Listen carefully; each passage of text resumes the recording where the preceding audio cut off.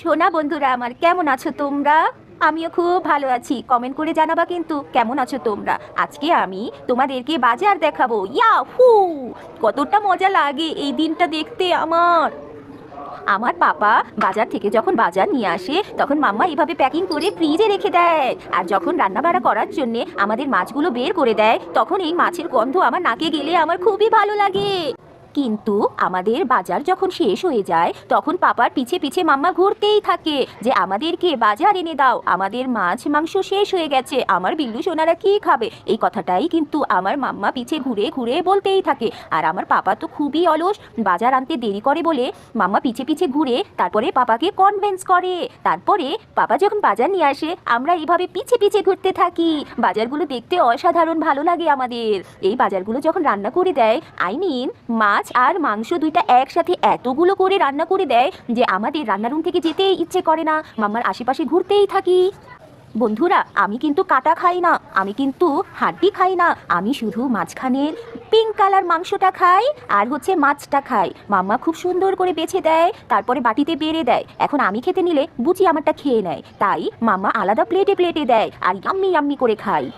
মাঝে মধ্যে তারপরেও মামা আলাদা প্লেটে দিলেও আমারটা বুঝি খেয়ে নিতে আসে, তখন মামা আমাকে আলাদা রুমে দেয়, আমাকে ডেকে দেয়, বলে এই জ্যাসি সোনা তুমি আসো। আর আমি অমনি খাটের তল থেকে ফ্রুত করে চলে যাই মাম্মার কাছে, কারণ আমি বুঝতে পারি মাম্মা আমাকে খাবারের জন্য ডাকছে।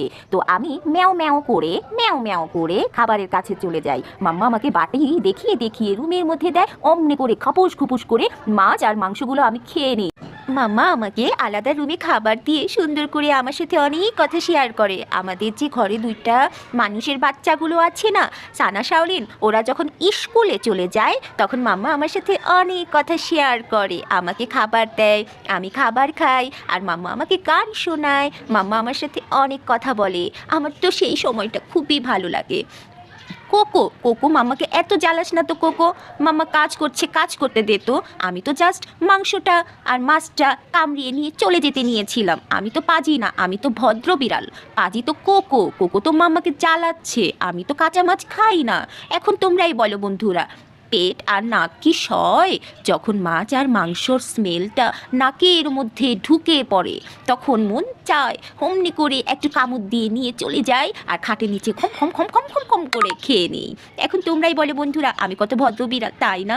বন্ধুরা, তোমরা যারা আমাদেরকে ভালোবাসো একটা কথা কিন্তু ক্লিয়ার বলে দেই, আমরাও কিন্তু তোমাদের খুব ভালোবাসি। তোমাদেরকে অনেক অনেক ভিডিও দেই, কেন জানো? কারণ আমরা জানি তোমরা আমাকে অনেক ভালোবাসো। আমি জ্যাসি, তোমরা এটাও জানো আমার নাম জ্যাসি, কিন্তু যখন বুচিকে ডাকে তখন না আমার মাম্মাকে একদমই সয় না, আমার ভালো লাগে না। মাম্মা কেন তো বুচিকে ডাকবে? মাম্মা শুধু আমাকে খাবার দিবে, আমাকে ডাকবে।